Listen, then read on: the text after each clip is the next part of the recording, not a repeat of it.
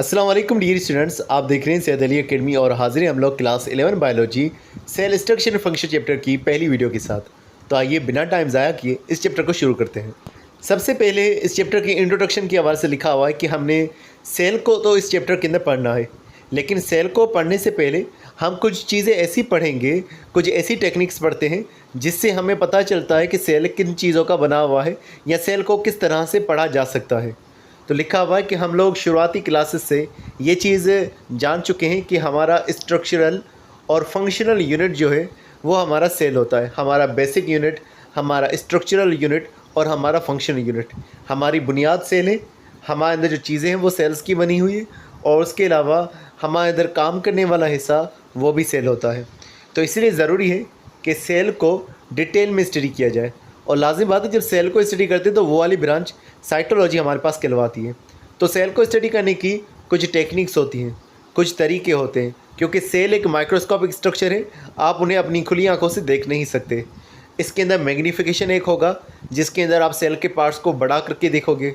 उसके अलावा मुख्तलिफ सेल्स को अलहदा भी किया जाएगा। तो मुख्तलिफ टेक्निक्स हैं जिनका हम जिक्र करते हैं। सबसे पहले यहाँ पर कुछ टेक्निक्स लिखी हुई हैं कि जब हमने सेल के हर हिस्से को अलग अलग करके देखना होता है उसे हम सेल फ्रैक्शनेशन कहते हैं। सेल को तोड़ना, सेल के टुकड़े टुकड़े करना, तो इसे सेल फ्रैक्शनेशन कहा जाएगा।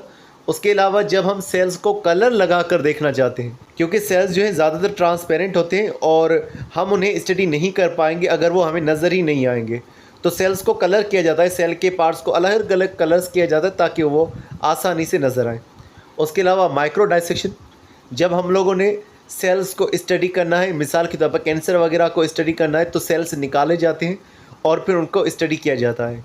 इसी तरह से क्रोमेटोग्राफी के अंदर कलर्स जो होते हैं सेल के अंदर उन्हें अलग अलग किया जा सकता है। उसके अलावा इलेक्ट्रोफोरेसिस, सेल के चार्ज मालिक्यूल्स को अलग अलग किया जा सकता है। स्पेक्ट्रोफोटोमेट्री एक ऐसा प्रोसेस जिसमें हम लोग ये जानते हैं कि कौन सा मटेरियल कितनी वेवलेंथ को एब्जॉर्व करेगा। तो लाजिम बात है अलग अलग तरह के सेल से अलग अलग तरह की वेवलेंथ को वो एब्जॉर्व करेंगे।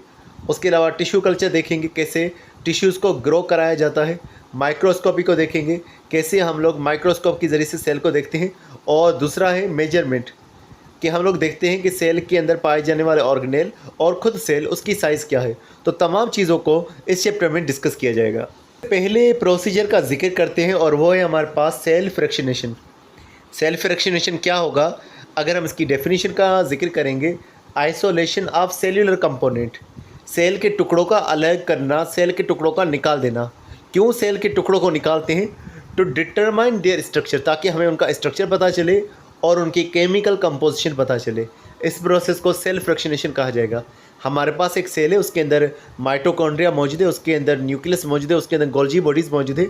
तो सेल के उन पार्ट्स को निकाला जाएगा सेल से और फिर देखा जाएगा कि उन पार्ट्स का स्ट्रक्चर किस तरह से है और उन पार्ट्स की केमिकल कंपोजिशन क्या है, वो कौन सी चीज़ों के बने हुए हैं।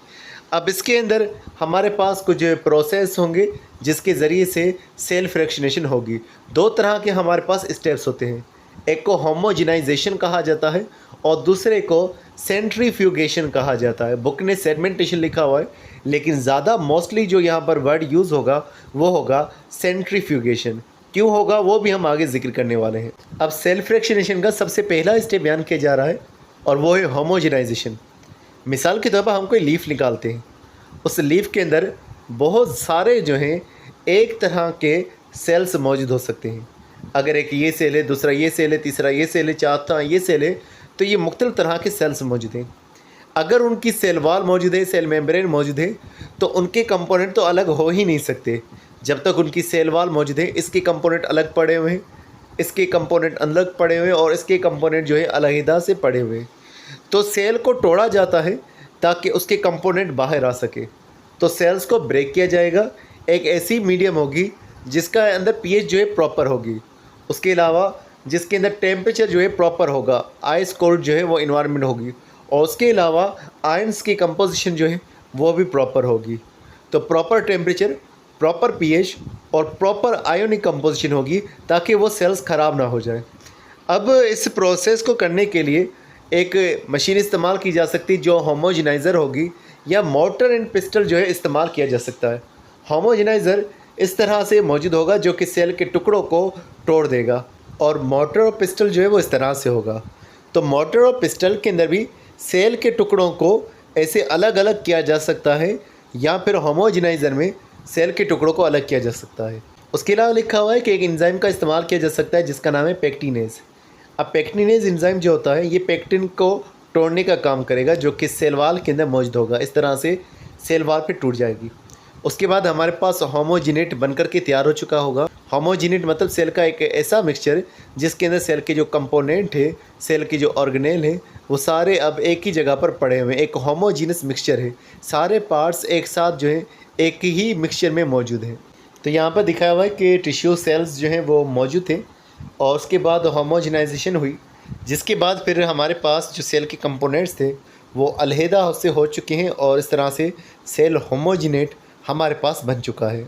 अब हम दूसरा स्टेप जिक्र कर रहे हैं, वो है सेंट्रीफ्यूगेशन। सेंट्रीफ्यूगेशन इस तरह से होगा कि हमारे पास एक मशीन मौजूद होगी जिसे सेंट्रीफ्यूज कहा जा रहा है, और सेंट्रीफ्यूज के अंदर ये जो होमोजिनेट हमारे पास मौजूद था इसे बहुत तेज़ी के साथ घुमाया जाएगा। इन सेल के ऑर्गेनेल्स को बहुत तेज़ी के साथ घुमाया जाएगा। जब हम बहुत तेज़ी के साथ सेल के ऑर्गेनेल्स को घुमाएंगे तो जो हैवी ऑर्गेनेल्स होंगे वो नीचे आ जाएंगे। लाजिम बात है, जिनकी डेंसिटी ज़्यादा होगी, जिनका मास ज़्यादा होगा, तो वो सेंट्रीफ्यूगेशन के प्रोसेस के दौरान नीचे सेटल डाउन हो जाएंगे, नीचे वो आ जाएंगे।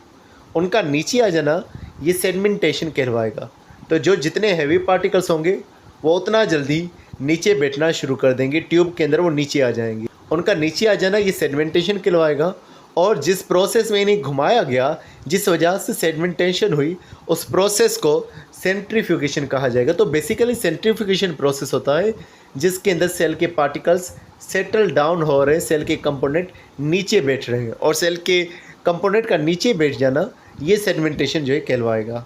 मज़ीद लिखा हुआ है कि जो ऑर्गेनेल जितने ज़्यादा शुमाल होंगे, जितने ज़्यादा शुमाल ऑर्गेनेल या मालिक्यूल्स होंगे, उनको नीचे बिठाने के लिए हमें और ज़्यादा जो है स्पीड रिक्वायर्ड होगी। तो उन्हें नीचे बिठाने के लिए जो ग्रेविटेशनल फोर्स होगी वो ज़्यादा इंक्रीज़ हो जाती है। बड़े मालिक्यूल्स तो आसानी के साथ नीचे आ जाते हैं, लेकिन छोटे मालिक्यूल्स को नीचे बिठाने में बहुत ज़्यादा जो है फोर्स इस्तेमाल करनी पड़ेगी, बहुत ज़्यादा स्पीड इस्तेमाल करनी पड़ती है इस मशीन की। तो यही बात है कि ग्रेविटेशनल फोर्स ज़्यादा लगेगी स्मॉल पार्टिकल्स की सेपरेशन के दौरान। मज़ीद टॉपिक को डिस्कस करने से पहले मैं आपको बता दूं कि अगर आप लोग इंग्लिश सीखना चाहते हैं तो मेरा दूसरा चैनल अल सादिक इंस्टीट्यूट, वहां पर इंग्लिश के लेक्चर्स और उसके अलावा शॉर्ट वीडियोस अपलोड की जा रही जो आपकी इंग्लिश को बेहतर कर सकते हैं। और उसके अलावा इस वीडियो के बाद इंशाल्लाह से NCERT के लेक्चर्स भी आपको मिल जाएंगे, जो कि आप इसी प्लेलिस्ट के अंदर देख सकेंगे। सेल से रिलेटेड जो टॉपिक्स होंगे तो आप इंडिया की बुक से भी उन टॉपिक्स को पढ़ सकते हैं। वापसी अपने टॉपिक की तरफ आते हैं तो इसके अंदर जो इंस्ट्रूमेंट यूज़ होता है उसे अल्ट्रा सेंट्रीफ्यूज इंस्ट्रूमेंट कहते हैं, जिसकी जो स्पीड होती है वो बहुत ज़्यादा होती है। मतलब कि 1 मिनट के अंदर वो 60,000 गुना जो है रोटेट कर पाता है, वो घूम पाता है। तो लिखा हुआ है ये जो सेंट्रीफ्यूज इंस्ट्रूमेंट है ये घूमेगा और इस प्रोसेस को सेंट्रीफ्यूगेशन कहा जाएगा, और फिर सेल के ऑर्गेनेल और जो कंपोनेंट्स हैं वो अलग हो जाएंगे। तो ये काफ़ी कॉमन प्रोसेस होता है जिसके अंदर सेल के पार्टिकल्स को सेडिमेंटेशन के हिसाब से अलग अलग किया जाता है। आपको याद है कि हमारे पास जो राइबोसोम होता है उसका एक साइज़ बोला जाता है। कहा जाता है कि राइबोसोम जो होते हैं हमारे सेल्स के अंदर वो 80S वाले होते हैं, और बैक्टीरिया के अंदर वो जो है 70S वाले होते हैं। ये जो S है ना, ये होता है स्वीडबर्ग यूनिट, और ये स्वीडबर्ग यूनिट ये सेडिमेंटेशन के हिसाब से होता है कि कितना पार्टिकल कितना जल्दी जो है नीचे बैठेगा। जो जल्दी नीचे बैठेगा उसकी वैल्यू ज़्यादा होगी, जो देर से नीचे आएगा उसकी वैल्यू जो है फिर कम होगी। अब कहा जाता है एक होता है 60S वाला और एक होता है 40S वाला, 60 और 40 स्वीडबर्ग वाले। लेकिन ये जब दोनों जुड़ते हैं तो बन जाता है 80 स्वीडबर्ग वाला। वजह ये होती है कि आप सिंपल समझ लें, एक ये बड़ा सा पार्टिकल है, इसके ऊपर तमाम डायरेक्शन से जो है वो फोर्स लग रही है जो इसे नीचे बिठाने में मदद करेगी। लेकिन इसके मुकाबले में एक ये छोटा है और दूसरा ये हमारे पास एक और पार्ट, समझ लीजिए 40 वाला है और ये 60 वाला है। जब ये अलग अलग थे इन पर तमाम डायरेक्शन से फोर्स आ रही थी, लेकिन जब ये एक साथ जुड़ चुके होंगे तो फोर्स का भी लाजिम बात है कुछ जो है कमी आ चुकी होगी, क्योंकि सरफेस एरिया इनका अब कहीं पर मर्ज हो चुका है। इस वजह से इनकी जो वैल्यू बन जाती है वो 80S वाली बन जाती है। तो ये सारा मामला जो है सेडिमेंटेशन का हो रहा होता है। तो मज़े लिखा हुआ है कि इस प्रोसेस के अंदर स्टेप वाइज हम स्पीड जो है वो इंक्रीज़ करते जाते हैं। पहले हम थोड़ी स्पीड रखेंगे ताकि जो हैवियर पार्टिकल्स हैं वो पहले नीचे आ जाएं। ट्यूब हमारे पास मौजूद है, हैवियर पार्टिकल्स नीचे आ चुके हैं। फिर इसके अंदर जो बाकी ऊपर वाला जो मटेरियल है उसे हम एक खाली ट्यूब के अंदर दाखिल कर देंगे। हमारे पास न्यूक्लियस मिसाल के तौर पर आ चुका है। अब फिर इसे घुमाया जाएगा और जो हैवियर पार्टिकल्स हैं वो नीचे आ जाएंगे, फिर ट्यूब को खाली किया जाएगा। इस तरह से ये प्रोसेस जो है ग्रेजुअली किया जाएगा। स्पीड इंक्रीज़ की जाएगी और ऑर्गेनेल्स को जो है फिर अलग किया जाएगा। शुरू के अंदर हैवियर ऑर्गेनेल जो है वो अलग हो जाएंगे और फिर स्पीड को इंक्रीज़ करते जाएंगे। अब मज़े लिखा हुआ है कि शुरू के अंदर जब बहुत कम स्पीड होगी तो न्यूक्लियस जैसे ऑर्गेनेल जो हैं वो नीचे आ चुके होते हैं। स्मॉलर पार्टिकल्स जो हैं वो अभी भी ऊपर मौजूद होंगे सुपर टेंट के अंदर।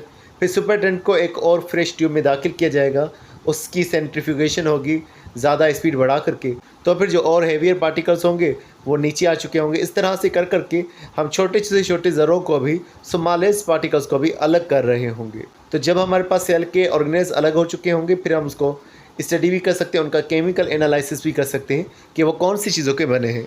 जैसे कि हमारे पास ये एक सेंट्रीफ्यूज मौजूद है और सेंट्रीफ्यूज के अंदर जो है ये टेस्ट ट्यूब्स जो हैं वो रखी हुई हैं।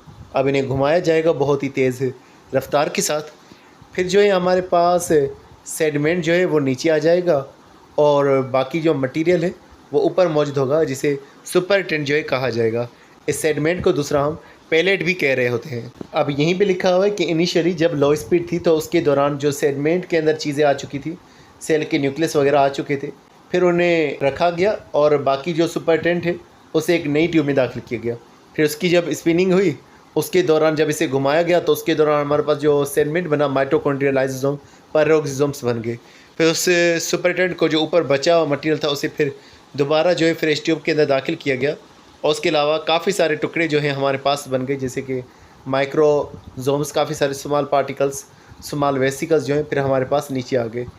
एंडोप्लाज्म रेटिकुलम के फ्रेगमेंट्स जो हैं वो भी नीचे आ गए। फिर उसे दोबारा ऊपर वाले सुपर टेंट को फ्रेश ट्यूब में दाखिल किया गया।